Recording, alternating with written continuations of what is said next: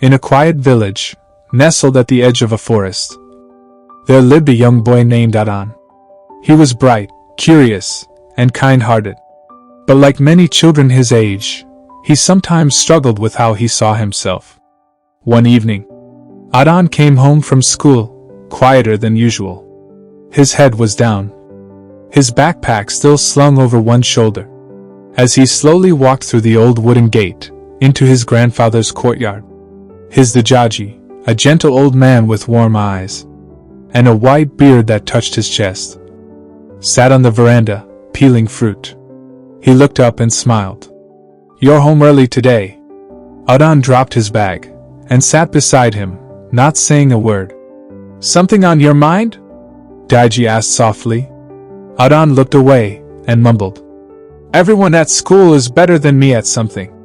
Daiji listened, letting the silence stretch a little. "Karen's drawings win prizes. Anna sings in the assembly. Arav is the best in sports. And me," Adan sighed. "I try. But I'm just average, not good enough." Daiji didn't interrupt.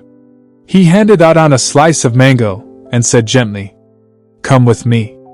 I want to show you something." They walked around the back of the house, where an old garden lay, wild and forgotten. The earth was dry, and weeds had crept in. Scattered across the ground were hundreds of stones. Big, small, smooth, cracked. Daiji handed Adan a small wicker basket. "Pick 3 stones," he said. "Any 3. Don't overthink it. Just pick the ones that feel right." Adan raised an eyebrow. "Why?" Daiji smiled. "You'll see. Trust me." So Adan walked around, studying the rocks. He picked one that was smooth and round, like a skipping stone. Another that was oddly shaped, jagged and twisted. And one more, a dull gray pebble, plain and simple. "Good," said Daiji. "Now comes the real task. Take these stones to 3 people in the village," Daiji said. "Ask them what they think each stone is worth. But don't sell them. Just listen." Adan looked confused. "But they're just rocks." Daiji only smiled again. "And that's exactly why this lesson will matter."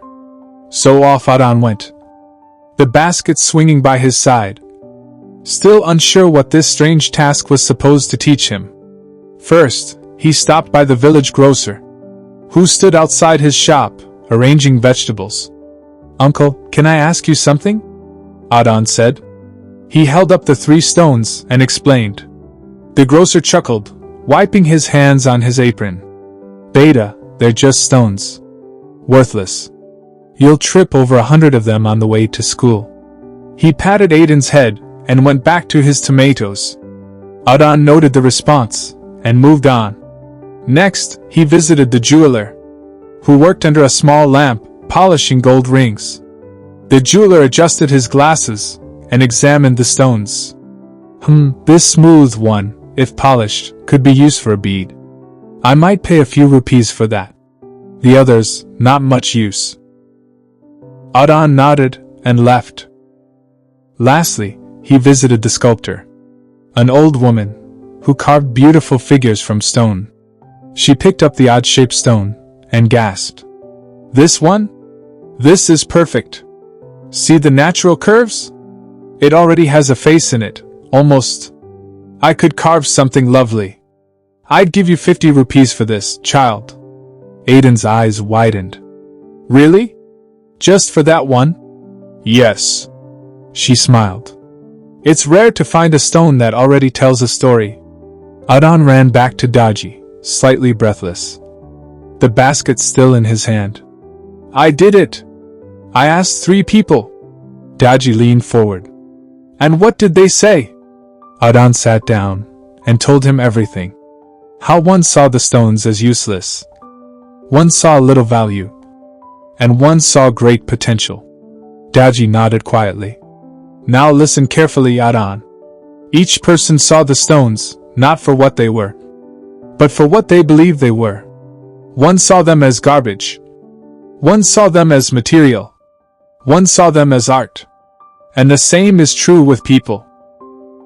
Not everyone will see your worth. Some will overlook you. Some might find a little value.